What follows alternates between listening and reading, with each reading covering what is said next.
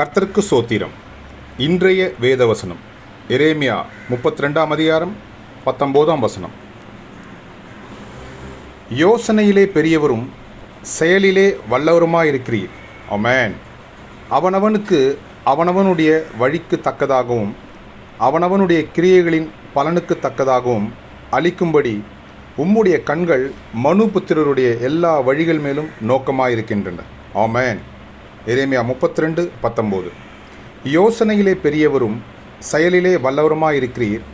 அவனவனுக்கு அவனவனுடைய வழிக்கு தக்கதாகவும் அவனவனுடைய கிரியைகளின் பலனுக்கு தக்கதாகவும் அளிக்கும்படி உம்முடைய கண்கள் மனுபுத்திரருடைய எல்லா வழிகள் மேலும் நோக்கமாயிருக்கின்றனர்.